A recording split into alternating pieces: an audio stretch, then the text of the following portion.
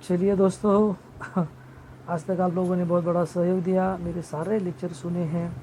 इस सत्र का व्यवसाय वर्ग पत्रकारिता इस पेपर का या इस प्रश्न पत्र का जो पाठ्यक्रम विश्वविद्यालय की ओर से तैयार किया गया था, इस पेपर के जो इकाई क्रमांक 4 है और 4 नंबर इकाई क्रमांक जो है पत्रकारिता सृजनात्मक आयाम, इस 4 नंबर की इकाई का जो अंतिम टॉपिक था पत्रकारिता से संबंधित लेखन, इस टॉपिक की चर्चा गत 2 दिनों से हम कर रहे थे। दोस्तों, आप लोगों के सामने मैंने कुल मिलाकर इस टॉपिक को लेकर 6 वीडियो डाले हैं, क्योंकि 6 लेक्चर में इस टॉपिक को मैंने नापा है। जो भी कोई जानकारी मेरे पास थी वो आपको दी है, आप इसका अध्ययन कीजिए और शायद आपका 12 तारीख को यानी कि 12 मई को ये शायद पेपर है, तो आप कल के दिन में थोड़ा इसको ग्रहण कीजिए।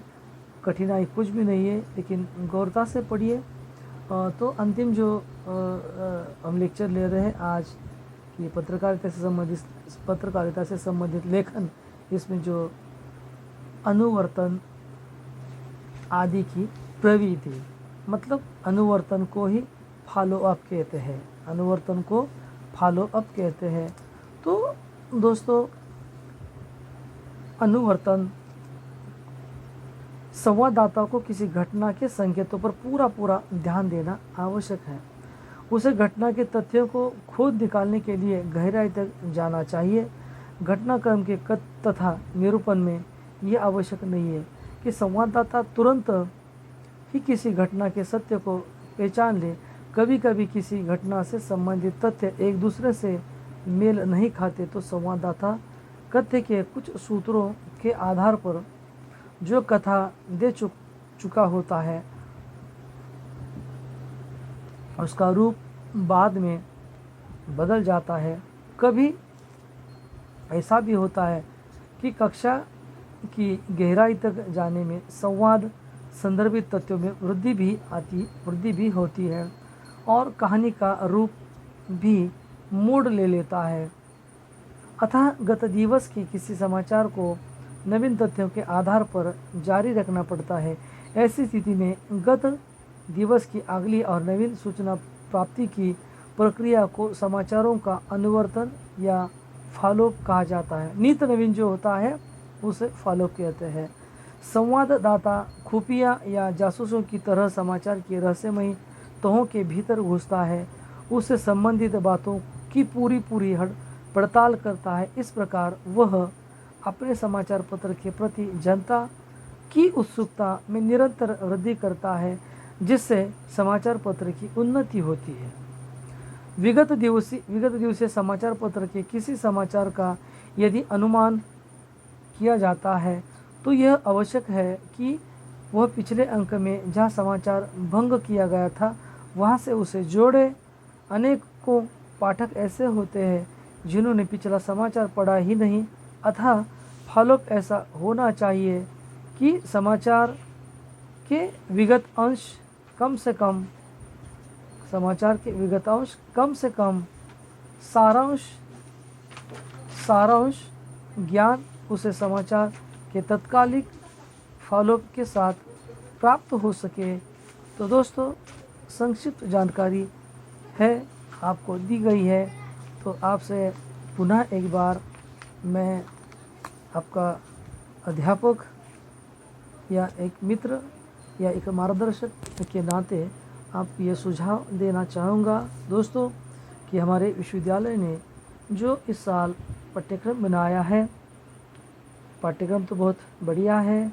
आप शायद, क्योंकि आप पूरे साल भर घर बैठकर ऑनलाइन के ज़रिए आप लोगों ने अध्ययन किया है, आने वाले इम्तिहान में आप इसको फेस कर रहे हैं, तो सारे विषयों के लेक्चर भी आपने वीडियो के ज़रिए या आप हमारे महाविद्यालय का जो ऐप है उस ऐप के ज़रिए या यूट्यूब के ज़रिए आप लोगों ने सुने हैं।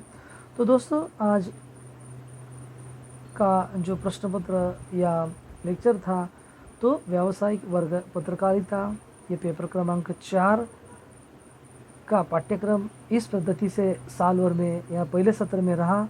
तो कुल मिलाकर विश्वविद्यालय ने पाठ्यक्रम में 4 इकाइयों का समावेश किया था और 4 इकाइयों में इस पद्धति से उसमें विवरण था।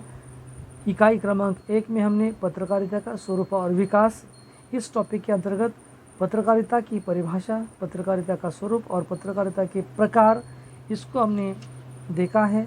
उसके बाद भारत में पत्रकारिता का आरंभ, इसको भी हमने देखा है। तीसरा टॉपिक था इकाई क्रमांक 1 का हिंदी पत्रकारिता का उद्भव और विकास। तो इकाई क्रमांक 1 में 3 टॉपिक थे, तो इकाई क्रमांक 2 में 3 टॉपिक है। वो इकाई क्रमांक 2 संवाददाता और समाचार। इसके अंतर्गत संवाददाता की अर्हता, श्रेणी और कार्यपद्धति और समाचार के विभिन्न स्रोत, इन 3 टॉपिकों का हमने भी अध्ययन किया है। तीसरी इकाई में भी बड़े 2 टॉपिक हैं। इस टॉपिक का तीसरी इकाई का टॉपिक था समाचार के तत्व एवं संपादन कला। इसके अंतर्गत सब टॉपिक थे समाचार पत्रकारिता के मूल तत्व, इसमें समाचारों का संकलन तथा लेखन के मुख्य आयाम, इसको भी हमने देखा है। दूसरा टॉपिक था इसी में संपादन कला के सामान्य सिद्धांत। इसके अंतर्गत शीर्षकीकरण, पृष्ठ विन्यास, आमुख और समाचार पत्र की प्रस्तुत प्रक्रिया, इस टॉपिक को भी हमने देखा है। और जो अंतिम इकाई को शायद हम 2 दिनों से सुन रहे हैं, चौथी इकाई है पत्रकारिता सृजनात्मक आयाम। तो इसमें पहला टॉपिक है पत्रकारिता से संबंधित लेखन। इसके अंतर्गत सब टॉपिक है पत्रकारिता संबंधित लेखन, संपादकीय, फीचर, रिपोर्टाज, साक्षात्कार, खोजी समाचार तथा अनुवर्तनी की प्रविधि, यानी कि फॉलोअप की प्रविधि, इसको भी हमने देखा है। और अंतिम जो था समाचार पत्रों के विभिन्न स्तंभों की योजना, इस टॉपिक को थोड़ा हमने इससे पहले ले ली। इकाई क्रमांक 4 लेने से पहले 3 में इसको हमने ले लिया था।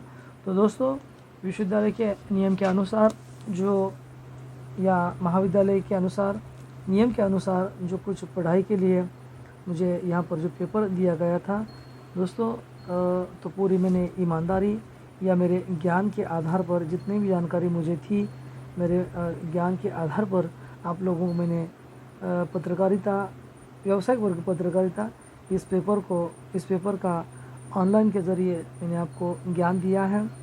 मैं आशा करता हूँ आपसे कि आप इसका गहराई से चिंतन करें और आने वाले इम्तिहान में आप लोग इस इम्तिहान को अच्छे अंकों से हासिल करें। और पुनः एक बार आप लोगों को मैं इम्तिहान के लिए हार्दिक बधाई देता हूं। और दोस्तों, फ़िलहाल जो माहौल चल रहा है, इस माहौल से 1.5 साल हो रहे हम गुज़र रहे हैं दोस्तों। तो सरकार की ओर से जो दी गई त्रिसूत्री है, 2 गज़ दूरी, मास्क है ज़रूरी, यानी कि 2 फुट 3 फुट की ज़रूरी, बाज़ार में मत घूमिए। जो जब घर से बाहर निकलते हैं तो मुंह पर या अपने मुंह पर मास्क लगाइए, और अगर कहीं आप बाहर चले जाते हैं तो आप बार हाथों को सैनिटाइज़र करते रहिए। भीड़ में मत घूमिए। अपने और अपने परिवारों का सेहत का ख्याल रखिए, क्योंकि ये जो बहुत बड़ी महामारी है, अगर हम इसमें बच जाते हैं तो आने वाले दिनों में शायद हम उम्मीद के साथ हम बचेंगे और भी लड़ेंगे, क्योंकि पूरी ईमानदारी के साथ हम इसका मुकाबला कर रहे हैं। ये तो संकट क्षणिक है, लेकिन सावधानी दोस्तों बरतनी है। पाठ्यक्रम कितना भी कठिन, कितना भी बड़ा हो, लेकिन अगर गंभीरता से, अगर सावधानी से, उसका बारीकी से अगर हमने अध्ययन किया तो हम अच्छे अंक हासिल कर सकते हैं। ये तो बीमारी चुटकी भरी है, तो हम सिर्फ और सावधानी बरतनी है और इससे बाहर निकलना है। तो दोस्तों, आपको पुनः एक बार मैं आपका अध्यापक आपको हार्दिक बधाई देता हूं, और अगले सत्र में, आने वाले द्वितीय सत्र में पुनः एक बार हम मिलते हैं। मैं आशा करता हूं कि हम जल्द ही आपको महाविद्यालय में आकर ऑनलाइन न के बराबर ऑफलाइन क्लास में शायद लेक्चर शुरू हो भविष्य में। यही मैं आपसे भगवान से, आपके लिए भगवान के सामने मैं प्रार्थना करता हूँ और जल्द ही हम मिलेंगे। फिर से एक बार आप लोगों को बधाई देता हूँ कि परीक्षा के लिए निश्चिंत होकर सामने जाइए। धन्यवाद।